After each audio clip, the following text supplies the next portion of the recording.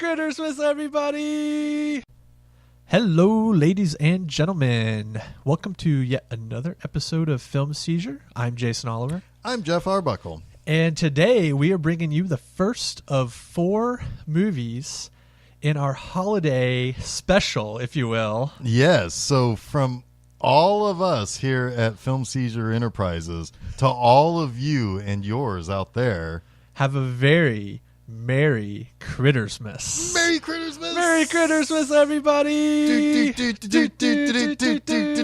Because when we think of Christmas season and the holiday season in general, what more natural thing do you think of than the Critters movies? Yeah, exactly. That's what we just want to share with the world. The joy of Critters. The joy of Critters. Yes, joy to the world, Crittersmas.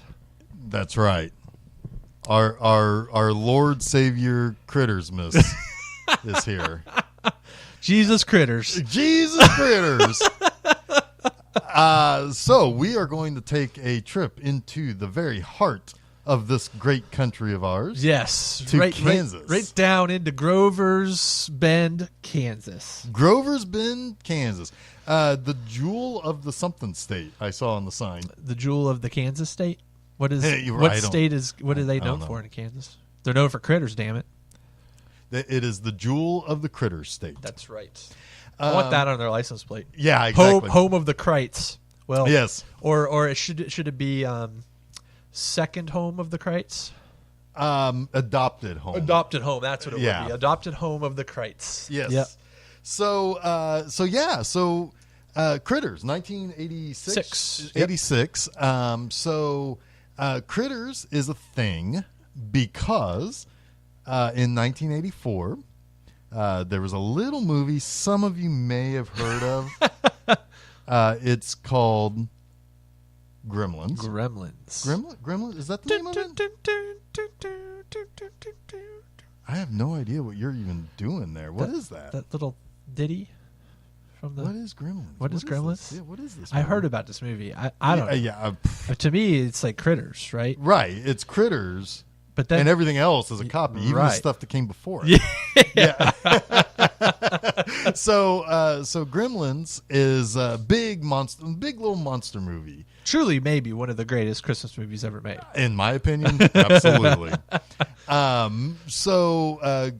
Of course, with anything that hits big, that's a little bit different. Hollywood's like, we need more of this. Get me one of those. Get me Gremlins. Yep. And so, why didn't we make a Gremlins movie? Exactly. Every studio exec in the world said. Right. And so New Line Cinema was like, we got this. We're going to have them come from space this time. So we're going to have like this whole space thing. Sci-fi. Make it sci-fi. Make it sci-fi, Bob Shea said. Right. And make sure that Lynn Shea gets in it. That's right. And they did. Yep. They made it happen. So, but there were other copies and clones. Most would say Critters is the top tier Gremlins copy. Yeah. Yeah. Yeah. It managed to put a good enough budget forth with a good enough cast and its own original spin. Yeah. It's clever. Yeah. Yeah. But then there were others like the Ghoulies movies. Ghoulies. What's funny about Ghoulies is everybody knows it from going to the video store and seeing the monster in the toilet. Yeah. But that's not really what Ghoulies is about. No. And that one's kind of got like a weird sort of demonic theme. Yeah, the Ghoulies are like little lesser demons. Yeah. I think is what they would call that. Mm-hmm. Not that I know a whole lot about demon. I know everything about No. Geoff has a black mass to get to in an hour. Yeah. I got to go summon some ghoulies from my toilet. But we did have Taco Bell for you'll be summoning lunch. some demons later. I will be summoning some ghoulies from my toilet. And then there was also the Munchies. Yeah. I've written about the Munchies over at bmovieanima.com. That movie sucked. But it does have one shining spot of the Munchies. It stars our sister character from April. Yeah, April Brown, who is Nadine Vandervelde. Yes, that's a mouthful of a name. She is the sister April in Critters. She's also in The Munchies. And that one's bad. That one came out in '87. So like Roger Corman's like, I want in. Yep. Here is $5. Go get me some critters. Yeah, get me something from Critters. And they brought the girl in. Yeah. It's like, okay, good. and then he's like, what do we got for monsters? I'm like, well, here's some rejected critters that look like they went through like some sort of warehouse fire. And he's like, got it. Good enough. Good enough. Let's do it. We can make a buck on this. We can make a buck on this. They did, actually. The funny thing is about Munchies is that it's kind of sexual. Yeah. Like they at one point they go to a little putt-putt course, and these two girls with really short skirts are like playing putt-putt, and they're like leaning over and of course flashing their panties and whatnot. Of course. And the munchie watching like passes out from like munchie from boner. Gas. Yeah, right. Yeah. No, she bent over and farted in his face. Yeah. No, but like just from the sight of girls' panties, he like passes out. It's weird, man. Yeah, that's it's not good. Yeah. It's not good. It's not good. Actually, that was probably the best part. Oh. Well, Critters though. Merry Crittersmas! Merry Crittersmas! So we were all right. So I'm gonna come right out and say it. This movie is like one of my all-time favorite movies ever. Yeah, this is definitely a Jason Oliver special here for this whole month. Like, yeah, I'm super excited about this month. Like I said, these movies have diminishing returns. There's 4 of them, and they after the second one, yeah, it gets a little touch and go. But the first 2 I think are great. I mean, really, the first 2 are 2 of my favorite movies. They kind of go together in a lot of ways. But we're going to talk about the first one today. And this movie, I don't know what it is about it. It kind of, I saw it when I was a kid, probably not long after it hit cable. I think I saw it on HBO over at my buddy's house, and we watched it, and we loved it. I mean, we just loved it. We laughed our asses off, but it also was like we saw it young enough to where it kind of creeped us out, too. Oh, yeah. I mean, it strikes like a really good balance. Well, it's also part of that mid-'80s phenomenon of like children in peril. Yeah, it's got that. So you kind of feel like you can be there. It kind of too helps. Like the Scott Grimes character of Brad, he's probably 11 or 12 years old in this, and he is just so identifiable to a boy, right? Especially like a boy watching this movie, you immediately are like, oh my god, I want to be, or I am Brad, right? He's got slingshots. He fucks around with fireworks. He's got a pretty sweet police poster. He torments his sister. He's just kind of hits all the beats of kind of like a preteen boy, right? And and like the one thing that just killed me every time was like when something would happen, his explanation for what it is, like it starts off kind of innocent, where it's like, what is going on here? And he's like, it's aliens. And it's like, okay, well, yeah, of course a kid would say that. Or then he also had like the Russian spies, it's some sort of Russian spy plane that flies over. Yeah. It's like government experiment gone wrong. He's the best. He's a kid. He's a kid who's clearly watched a shit ton of television, a lot of movies, read a bunch of comics, and he's got all these kind of crazy theories that they. The hell are you gonna do out in the middle of nowhere in Kansas? Right. Yeah. It's like This is where conspiracy theories are born. It's like because you have nothing else to do when you live on a farm in Kansas, or so I'm told. I don't know. Allegedly, sure. Yeah. Yes, I can't imagine there's much else to do. Right.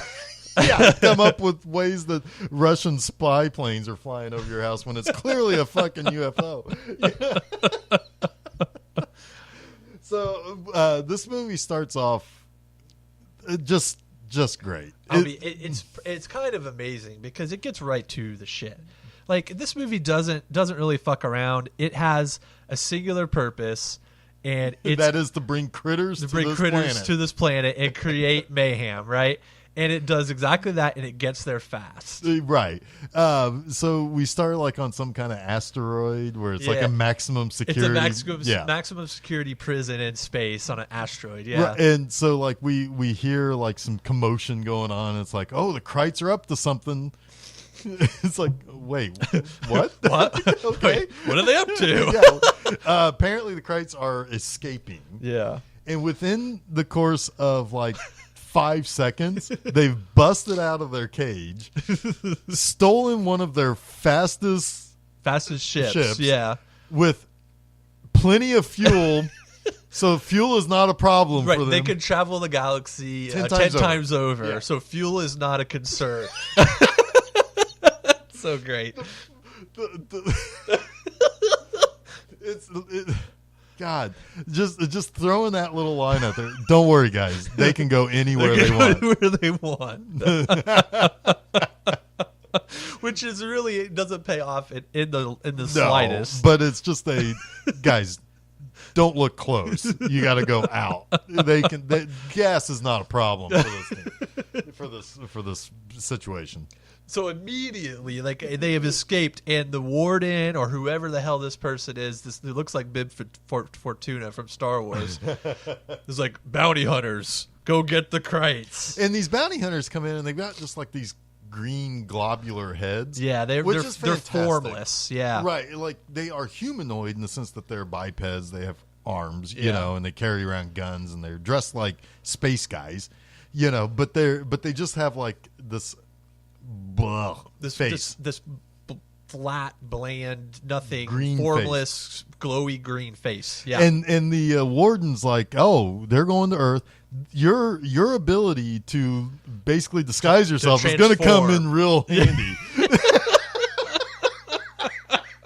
It's like, cool. Yeah, they rock can transform. On. What's that mean? Yeah. So and he makes an offhand comment about, I trust you won't be as destructive as last time. Yeah, so apparently they're sending out like their top guys who just fuck everything up. Yeah. which to this day tickles me so much, because as a kid I'm just like, oh dang, they're gonna fuck some shit up. So they take off, and it's like they're headed to Earth, and you know, and so like then like we meet the main family, the Browns, and we got Mom D. Wallace Stone, who is the prototypical. She's the farmhouse mom. She is the mom in every '80s movie that's worth a shit. Yep. She is married to Farmer Brown, who's like your typical farmer man. Yeah, Jay Brown is his character's name, and he's significantly older than his wife Dee Wallace. Although I don't think that was purposeful. I think it's just like, well, we got to get Dee Wallace Stone. Well, if we could get Dee Wallace Stone, that's great. You know, she was in E.T. Yeah, right, let's get her to play the mom in this too. That immediately you think E.T., right? Right. Immediately, we're going to make as much money as E.T. Right. That's what Bob Shea was saying in his. He was standing in front of a board. It's movie by numbers. Yeah, right. Like how can we capture the E.T. money, the Gremlins money, I imagine, the Alien money? Yeah. I am in Predator a little. Well, no, Predator was not yet. I don't think. It doesn't matter. Anyway, but you have to imagine that Bob Shea at New Line Cinema was like, you know, just like in a boardroom with a bunch of like 80s board guys with just mounds of cocaine. And it's like, what can we do to get all these things? Dee Wallace Stone. Okay, great. Can we get her? All right. Yeah, all right. Perfect. That means this much money.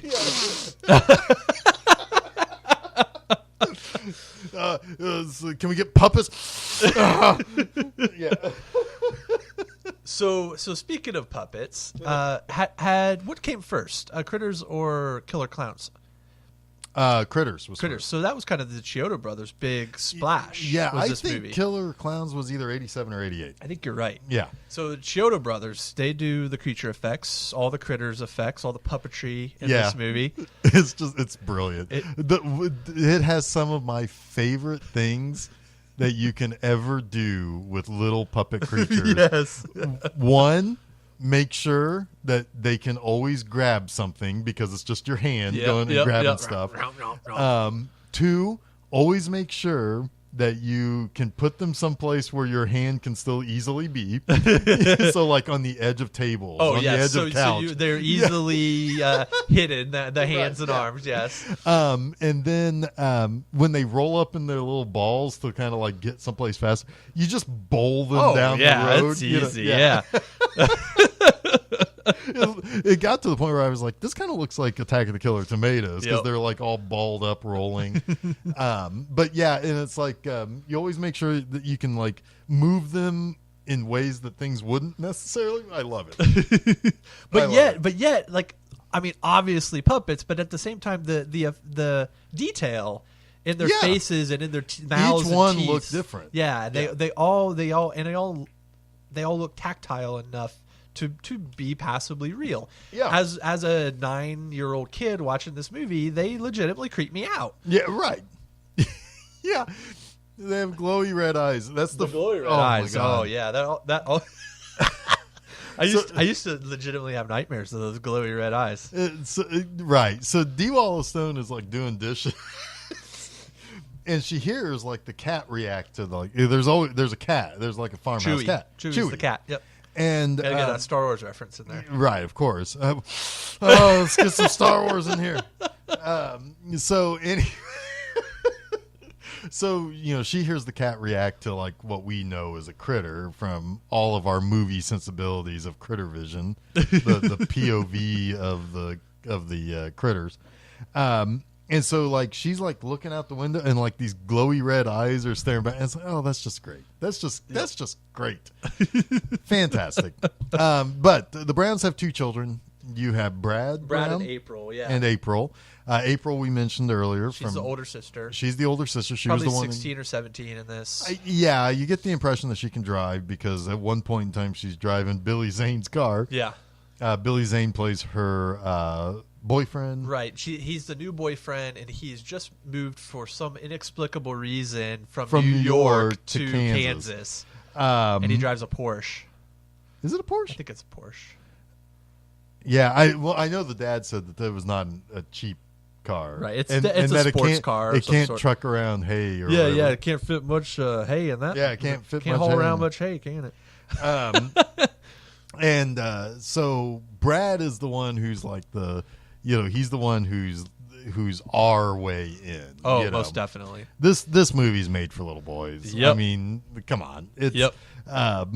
Although certainly I would believe that little girls would have appreciated it, but this movie at the time it was made, they knew their audience. Well, it was 9-year-old boys. Absolutely. I mean, it was who bought the most tickets to Gremlins. That's the movie we're making this for. Yep. Yeah. And it's little boys. And you can almost see a little bit of the Gremlins characters in a way you could say that April has a little bit of a Phoebe Cates look. Yeah, sure.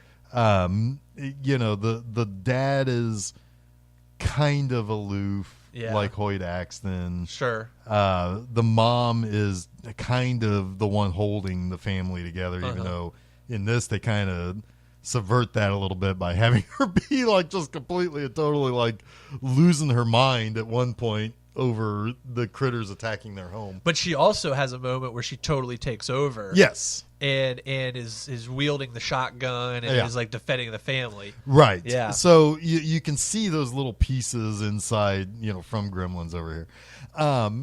Now, one of my favorite things about this, anytime you have a monster movie, it's the monster rampage that I always look forward to, right? And what's funny about it, so in Gremlins, it's this little town in New York. The Gremlins destroy it. Like, all the Gremlins come. Oh, they take over the entire They take over the town. they kill everyone practically and take over the whole town. And then blow up much of it. Here, the critters are only terrorizing a single farm. A single farm. A single family. A single family. So it's very, like, personal almost. And we'll get to the personal bit here in just a moment because that fucking kills me. What's funny though is when the bounty hunters come and they take on appearances of things that they see, like the main bounty hunter sees a music video and takes on that guy's look. This is what I love. All right. So yeah, he takes on the look of this really popular at the time rock star who's fictional. It's Johnny Steele. Johnny Steele, who is actually the actor Terrence Mann. And where it gets weird is that the music video of this song "Power of the Night" that Johnny Steele sings is actually attributed to Terrence Mann's band called Man. Two N's. But whatever all that means, it doesn't matter. I find it hilarious. But Terrence Mann is the bounty hunter that transforms into Johnny Steele. Right. And so the other guy stays kind of anomalous for a little while. Yeah, so that's kind of funny. Like the one bounty hunter, he finds his guy. He's like, that's who I'm going to be. That's who I'm going to be. And the other guy is way more indecisive. Because then he takes on first the look of a cop who's been eaten by a Crite. So he's like all messed up. He's all got like his neck half eaten out. Yeah, and it's like he's still bleeding too. And then they transforms the wounds. Like that's amazing. Then they go to a church looking for the critters, and they fuck up the church. And the guy turns into the preacher. The preacher, yeah. And so when like the organist lady sees that, she like passes out on the organ, which makes a sound, and they turn to the organ and just fucking blow it up. That's the best too. Is like, oh my god, the indecisive bounty hunter. Every little thing that startles him, he freaking destroys it with his gun cannon. Yeah. The bounty hunters in this movie are personally beyond the critters, which are great. Are I feel like the heartbeat of this movie. Yeah, it really is, because they're the ones who are actually going on the rampage. They're creating mayhem. Yeah. The critters really, like, you see, like, they land and they're like, status report, and it's like blah blah blah blah blah, this is what's going on. Of course they're talking in their language, but they communicate with one another, and we get to know what they're saying, which is great too. But then they're like, well, what's next? And one of them just says, food. So they're only there to eat. Yeah. Like they really, like, the mayhem they're causing is to a certain, like, reason. Like, there's a reason why. They're not just like the gremlins who are just fucking shit up because they're mischievous. They're mischievous, but they're actually trying to eat too. It's quite possible, now that I think about it, that the bounty hunters kill more people than the critters actually do in this movie. You don't see them kill anyone like on screen, but they probably killed everyone in that bar except for Charlie. That's the impression you get. They absolutely killed the organist, they blew up, who was sitting right next to it. Yeah, she might have survived, because I think she was in the crowd, but you could have made this to where it's a lot more.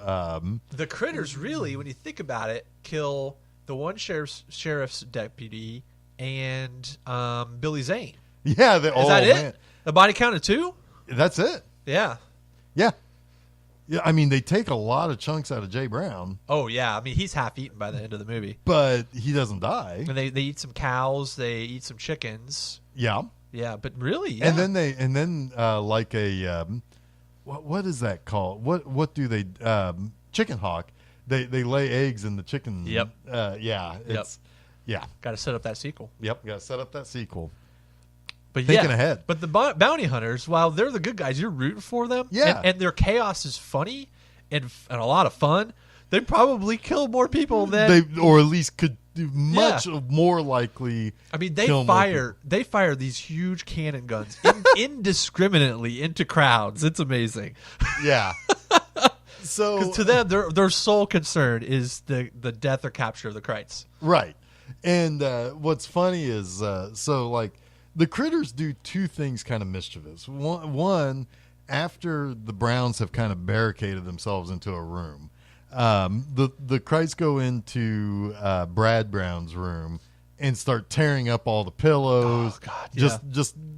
Just mayhem. It's that gremlin scene in the house where they've kind of taken over the house and they're just destroying all the shit in the house. Right. Yeah. Yeah, and they're just having a good time. Yeah. They're having a pillow fight. They're having a pillow. Yeah. They're one of the Krites sees a stuffed ET doll. Oh God, it kills me. Asks it, "Who are you?" Who are you? And then bites E.T.'s head off. It's so good. Then maybe my most favorite thing in this movie. So one of the Krites gets real big. Yeah. He becomes like a human-sized Krite. Yeah, no real explanation for this, but I love how it's shot because you don't ever see the full thing all the way through. And he takes April. Yep. For reasons I don't know. I can only imagine they need some food for the road. They're taking one for the road. It's like stopping at the Marathon gas station, and picking up some snacks. It's like, we got to keep going. Yeah, we need to get some bugles. She'll do. So get some bugles. Yeah. So they're loading her up, and Brad is gonna like try to go save her, right? Yep. And that he has a predilection towards explosives. He's been playing around with he makes his own firecrackers and stuff. They're pipe bombs, but basically, he's like a budding terrorist because again, what else are you going to do in the middle of nowhere in Kansas? I'm told. Yeah. So he's got like a stick of dynamite with him, and he's like, I'm gonna go save my sister. He takes off. He eventually gets her out with the help of Charlie, who we're going to talk about. Charlie, oh God, the love town Charlie. drunk. He helps them throw a fire into, or throw a Molotov cocktail really into the spaceship after they get out, so that it catches the dynamite on fire and blows up the ship. So the ship is taking off. And so we're just waiting for the big boom, waiting for the big boom. Ship takes off, heads over to the Brown home, hovers for a second, and then shoots a laser and blows their house to shit. It's like the ultimate middle finger to the Brown family. It's like, you fuckers were too much work. We're taking your farm daughter. We're taking off and we're blowing up your fucking house. Peace out. And then right after they do that, their ship explodes from the dynamite, which means that if everything had gone just right, their house would not have exploded. True. They would have blown up the. The ship blows up just a smidge too late. But they don't actually even notice that their ship's about to blow up until after they've blown up the house. So you can't even say that they were preemptively getting them back. Right. They were going to blow up the house no matter what. And so, and there's a look that D. Wallace Stone has after you see their house explode that it's like she just knows that insurance isn't going to cover that. It's like the end of Poltergeist. Right. It's just like, oh God. It's not even crying out of relief. It's just knowing that insurance isn't going to cover it. Oh, that's just a damn fun movie. It is. And it moves. I mean, this movie it moves. It's everything is written with a purpose to entertain. There is no fat in this movie. No. But yet the characters are written in a way that they're instantly likable, or you kind of get a sense of who they are as a person. And that's kind of a lost art. Yeah, it's a movie that is like you said. I mean, it's only like 85 minutes long. It does not waste time. It is very efficient. Yes. Yet it tells you everything you need to know when you need to know it, and it takes the time to tell you that, even though it's got no time to waste. You know, it's there are interactions between characters that just they set up other things later that pay off in different ways. Yeah. Some of the I think this is a good time to talk about the side characters. Because there are some really good side characters here that just kind of help fill out this movie. Interestingly enough, I kind of feel like this movie has it does have a bigger cast than Gremlins. Yeah, I think it does. So in a way, it does a little bit better what Gremlins kind of set the tone for by having a feel of community. I think you're probably right about that. But M. Emmett Walsh, let's start there. Oh, man. Because we just talked about Blade Runner last week, and he was playing Deckard's boss, right. the police chief. Police chief, yep. In Blade Runner. And he's police chief in this. Yes. Yep. He's a tobacco chewing, no bullshit. No nonsense, good old boy sheriff. Yeah. And he just... Which Emmett Walsh just... I mean, that's the type of role he was just born for. Yeah, and what's fun... He's pretty good at the interactions with those characters around him, because like more than once, he basically kind of thinks this whole town is nuts. Right? Yeah, you can get a sense that he thinks that he's probably seen it all from everyone in this town. He's kind of bored with it, right? But also exasperated by it. But then also, this is my role. Right. This is why I'm here. Yeah. You know, because like you have Lynn Shay, who is I think Bob Shay's sister. Okay, yeah. She plays. She's been a character actor in many things. I had the revelation today watching. I've seen Critters fucking 100 times, and I didn't realize that she's the kooky paranormal psychic lady from the Insidious movies, or the really gross landlady from Kingpin. Right? Yeah. She was a teacher, I think, in Nightmare on Elm Street. Yep, she was. So basically, New Line Cinema, for the most part, if Bob Shay was an executive producer or anything, she was there. Yeah. And that carried through many different filmmakers like Wes Craven, this movie. Yep. So, so she's the dispatcher. Yep. And there are two cops and the dispatch working in the police station. And she is, she's reading the National Enquirer. Oh, she's hilarious. And, it's like M. Emmett Walsh comes in and says something like, "So what's happening?" And she's talking about something she just read. She reads him off a headline from the National Enquirer or something. And he's like, "But what's happening here? What's happening in this town?" And he says it. He says it, and he's just like, "Oh my God, come on!" I mean, what's happening here? And it's growly, kind of like. And then you have Geoff, who's the other cop. Yep. And he's kind of a goofball. Like you kind of get he's kind of like a Barney Fife. Yeah, he sleeps on the job and that kind of stuff. Right. Yeah. But he also is very. He says things a particular way that's just like, stop fucking around. Get to the point. Yeah.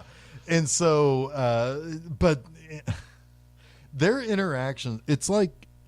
It's one of those things where it's like these people feel like they hung out for a while to get ready for are playing off of one another because they know each other, not because they're hired for a role.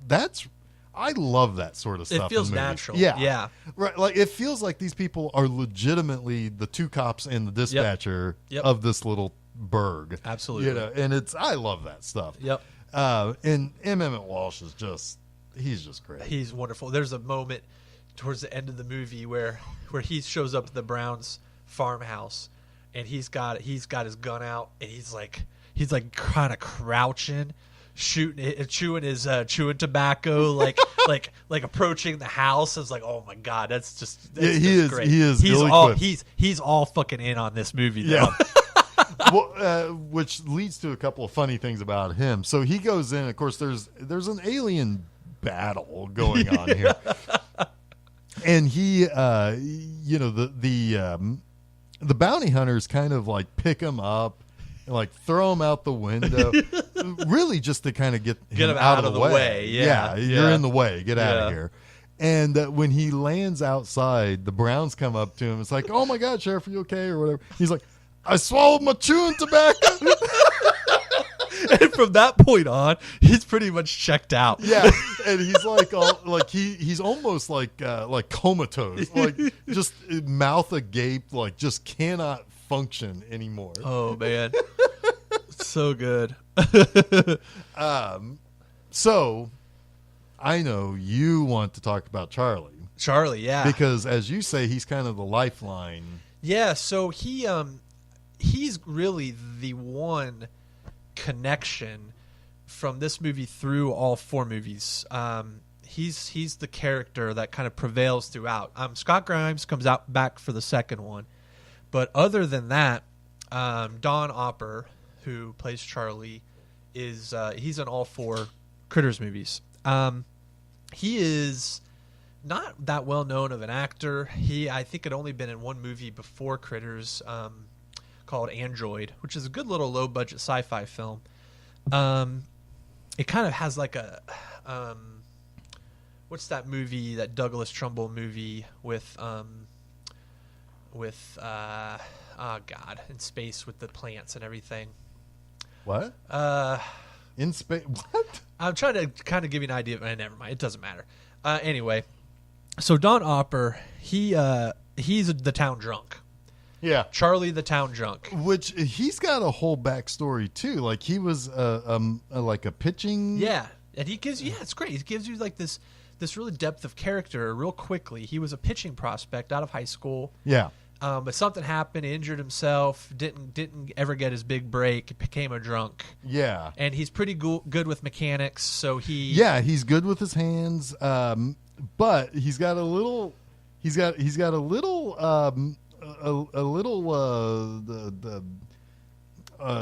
kink in his personality. Yeah, so he thinks that he can hear radio frequencies through his fillings.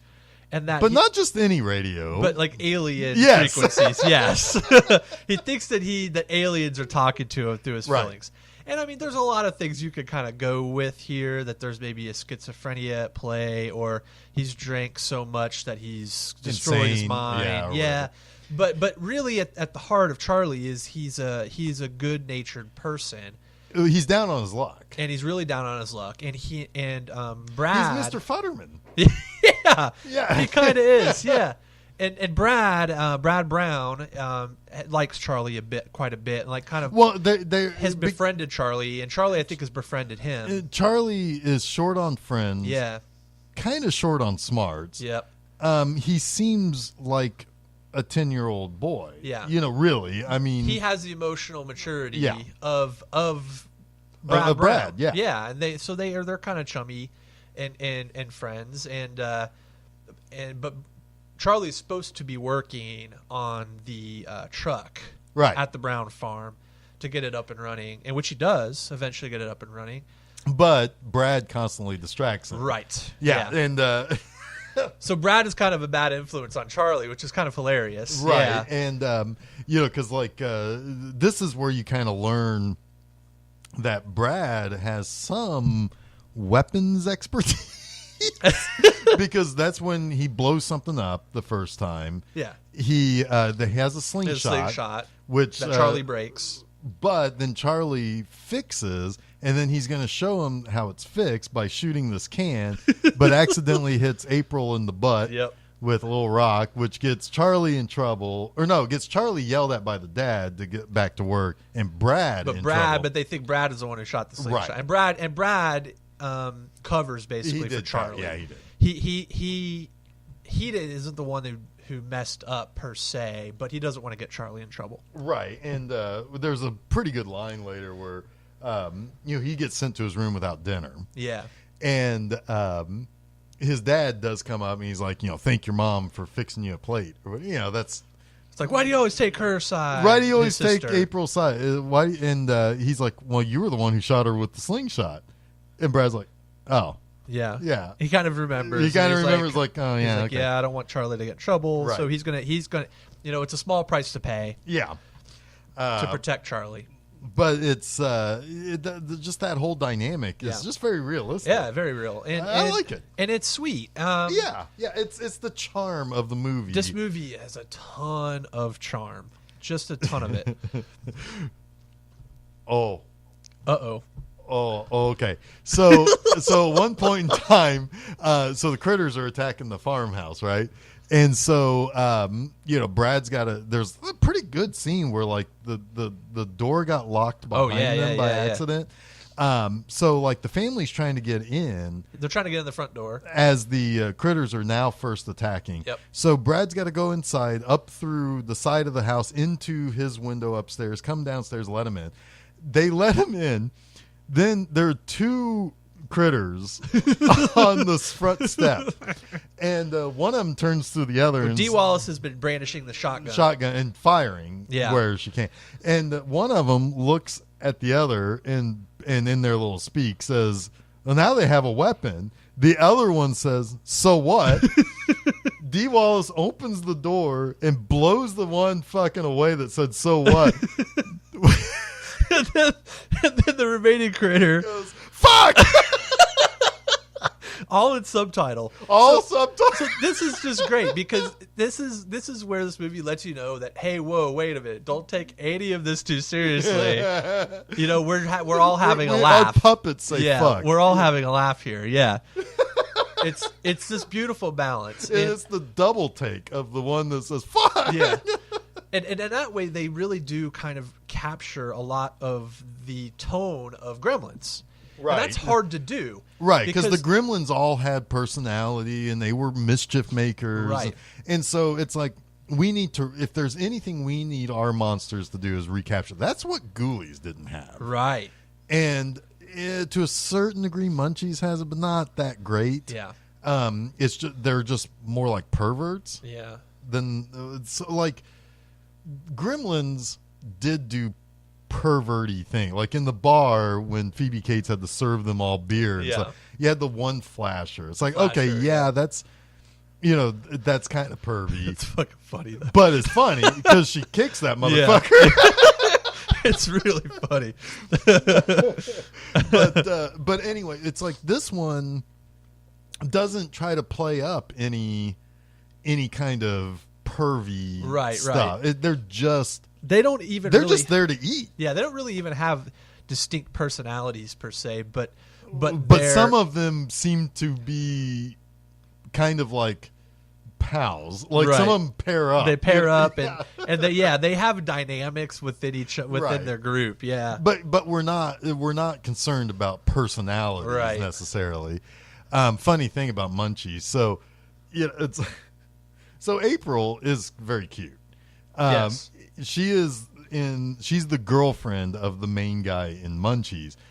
To show the perviness of the Munchies, not only is a sex scene between her and her boyfriend interrupted by a Munchie who wants to get in on the action too, but when they realize that the Munchies are starting to become a problem, she distracts them so that her boyfriend can like lock them up in a trash can or something by doing a sexy burlesque dance. What? Yes, that's weird. It is weird. But see, that's when you veer into that kind of. You've gone too far. You've gone too far into, well, what personality should they have? Just make them all fucking rapists. Yeah, that'll do. What?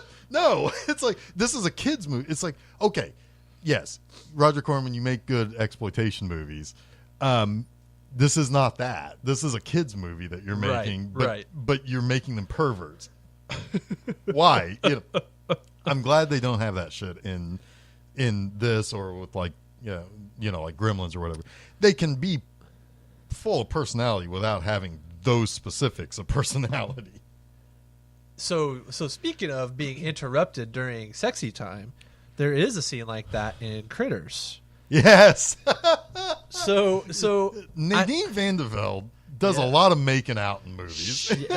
She in this movie in particular has got quite a thing for the Billy Zane.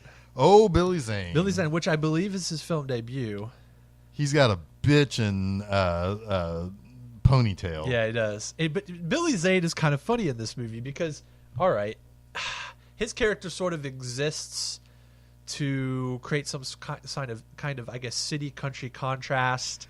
Yeah. Maybe I don't know quite why. And he's sort of like a disposable character for the critters to kill. Didn't Brad call him something like the jerk from New York or something? The dork from New York. The dork from New York. Yeah. So as we mentioned before, his family has moved from New York to Kansas for some unknown reason. April Brown has taken a liking to them. They've been dating. She dumped her pig farmer boyfriend, right? Because that's a thing in Kansas. Yeah. He's a pig farmer, and I kind of get it. I mean, sure. Billy Zane is kind of exotic, right? He's from New York. He's got a cool car. He's got a cool car. He has a different sensibility about things. He has big city sensibility. He's very, very different than what she's used to.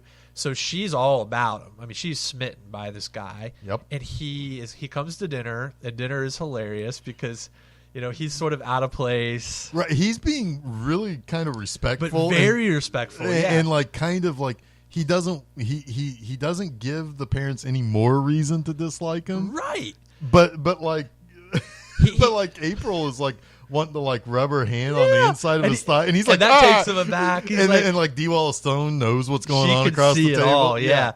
So, but it's kind of interesting because you would expect a character like that to come in and have dinner at the farmhouse with the farmer's daughter and be kind of dismissive and obnoxious, right? He isn't. He's not at all. No, because at one point she's like, "Hey, we're gonna go for a ride." And she just pulls up to the barn. It's like, let's go in the barn. And he's like, wait, why? What's going on? What's going on? It's like, why are we going to the barn? It's like, and then she's like, basically like, we're gonna make out and possibly, do the thing. She's coming on real and he's strong. like, your parents didn't even want me eating their food. Yeah, he's real respectful. He's like, I've already, come to your father's house and eaten your father's food. He's got this real sense of propriety. And that this is probably, I don't really want to be put in this position. I like you. You're a nice girl, but you know what?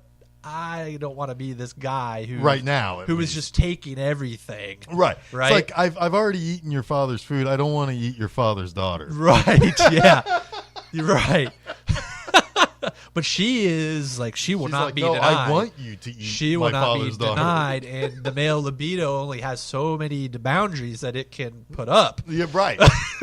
So they start making out. So they start making out To some sexy 80s rockin' music. Yeah, did you notice that there's one of the tapes is labeled something Herrick? Yeah. Because Stephen Herrick is the director.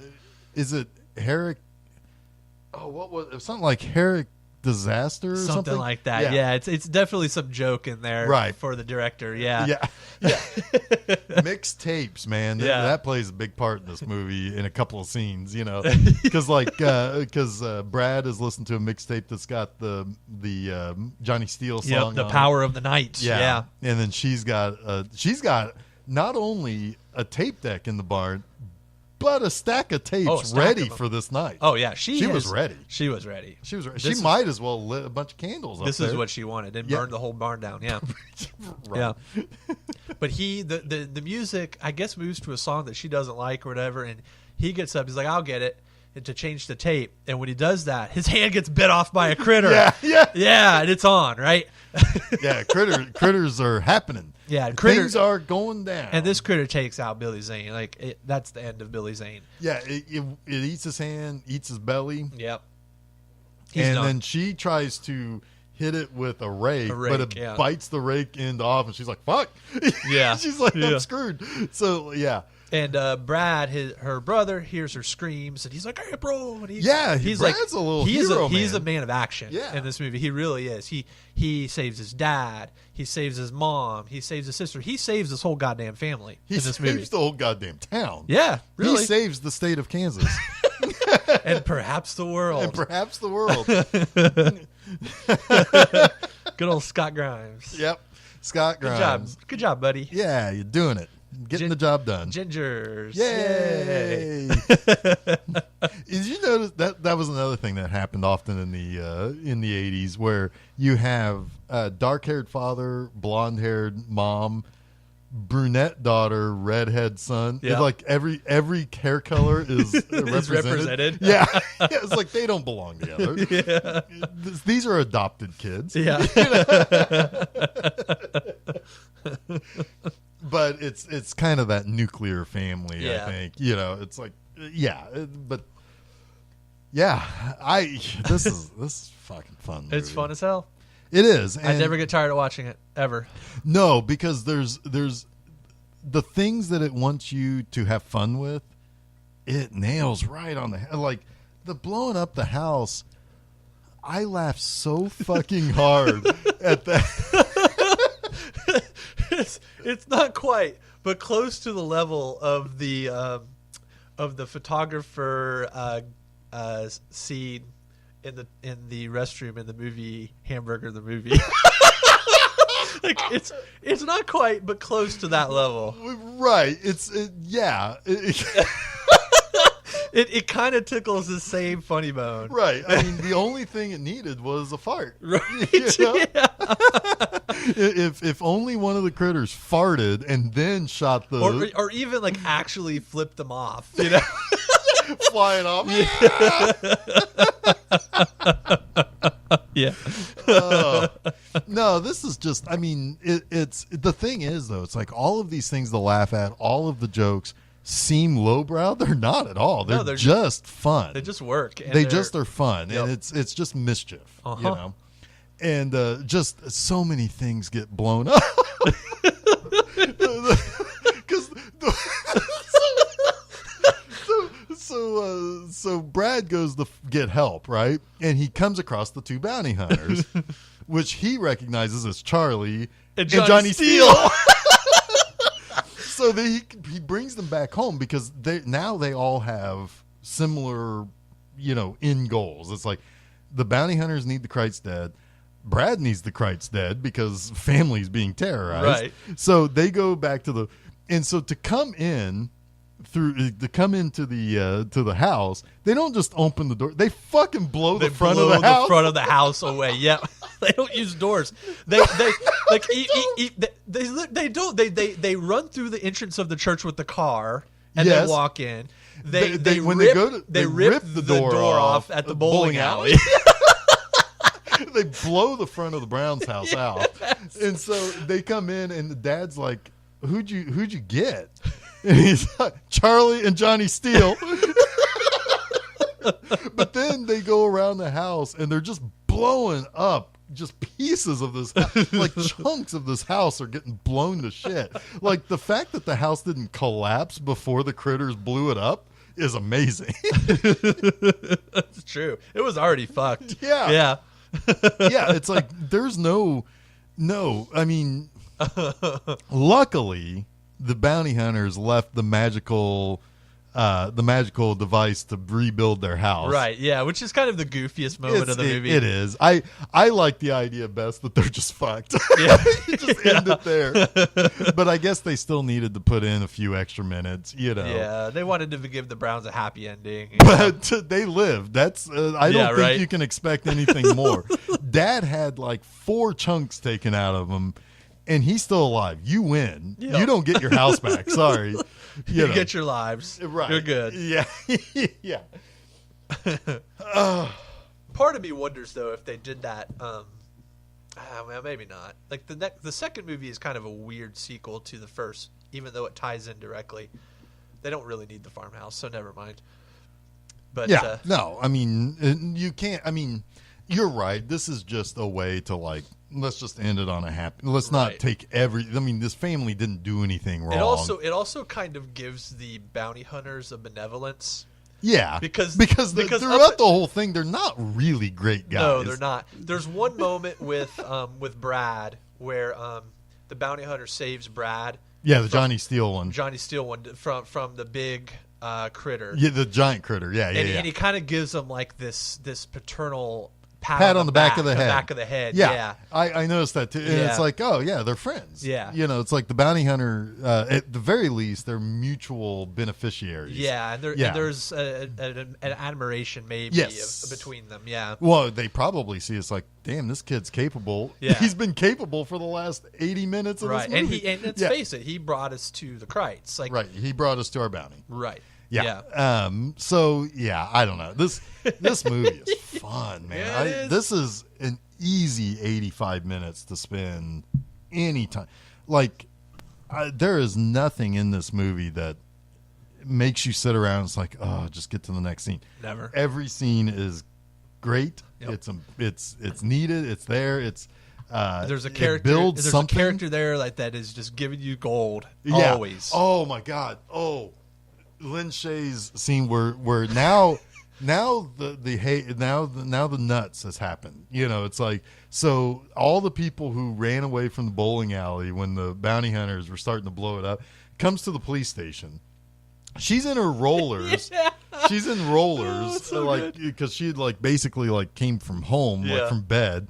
Calls up Emmett Walsh, who's like, he answers the phone in the middle of the night. Pinned to the wall next to the phone is a picture of a girl on the phone. It looks like Dolly Parton, like from like 9 to 5 or something. But it's like, what is that? And why is it just thumbtacked? It's thumbtacked in, and it's not even cut out nicely. It's just ripped torn out of a magazine. Yeah. It's like ripped out of like a fucking Famous Monsters magazine. It's truly bizarre. Yeah. Weird. And he wakes up like, he's like, oh my God. He wakes up like I wake up. He's like hacking up half the phlegm in his throat. Yeah. This better be worth it. Yeah.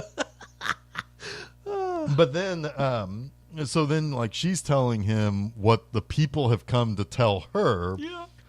And it's bonkers. Like, and she says it, and he's like, what are you talking?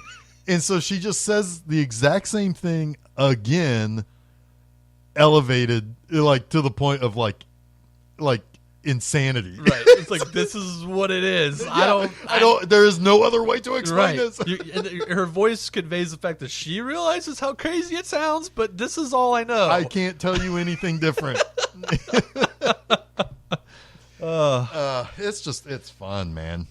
Well, luckily next week it will be just as fun. Good, because I got a feeling things are going to get dark before the new year. Yeah, after the second one, it gets a little rough. But yeah, Critters 2, you're in for a treat on that one as well. Cool. So I have not. I don't think I've seen hardly any of the sequels. I think I've seen bits and pieces of 3 or 4 on Comet, on TV, because they play 3 and 4 a lot. Yeah.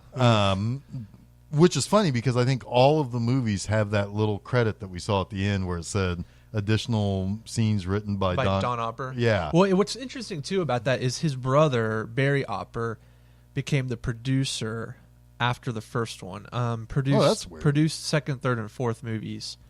I'm not quite sure how that came about, and even wrote the story. Barry Opper did to the fourth one. Yeah. So yeah, the Opper brothers kind of took this series over. Yeah. Which is kind of wild. Well, if they were able to get them done, I mean, good for them, I guess. Yeah. So. And I mean, honestly, the fourth one isn't terrible. It takes the series where it kind of needs to go, into space. I mean, a lot of times I've got a feeling that this is going to be one of those things where it's like sometimes you just stop after 2. Yeah, but you get Angela Bassett and freaking Brad Dourif in the fourth That's one. the one that I've seen most recent, or at least a piece of more recently on Comet. And when you put Brad Dourif in anything, yeah, that's usually a good thing. Yeah, and I'd say the same for Angela Bassett on most days. Right. Yeah.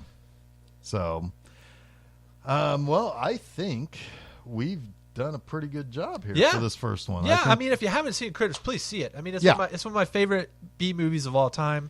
Yeah. This movie poster's on the wall in my office. Like, yes. I have a little critter on my desk. I mean, I am kind of a nut about this movie, and I'm super glad we finally got to cover it. Yeah, this is one that's when we were thinking about this show, this has always been kind of floating there, watching the Critters movies. For sure. So, But so next week, Critters 2. Yep. We are looking forward to spending Crittersmas with you. Yes. Hopefully you're having a very merry Crittersmas. Yes, I hope you have a nice Yule log burning and a lovely cup of eggnog. You're gonna burn a Yule log later. Oh yeah, I am. I'm gonna go in there. It's like it's a Taco Bell dump, so it's gonna be like watching the Browns family house explode again. That's one house you don't want to repair either. No. Just let it burn. Just let it burn. Just let it burn. Then it's the only way to cleanse it.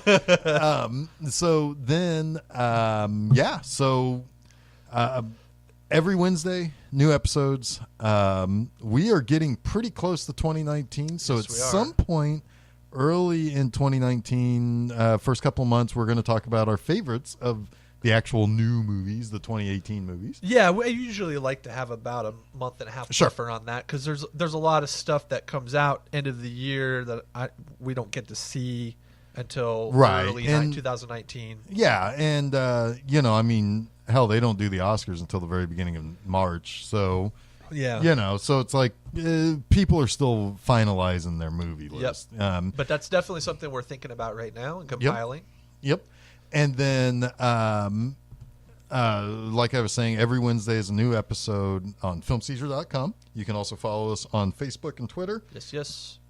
As well as Instagram.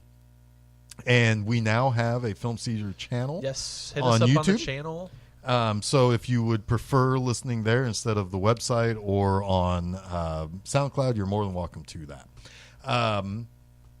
And also, I have articles over at bmovieenema.com. Yes, check them out. Yep, every Friday for those. What's your plan for this month for the... for December? Yeah. I've got that Angel collection. Oh, boy. So Angel 2 and Angel 3. I don't remember the subtitles on those. So Critters and Angel.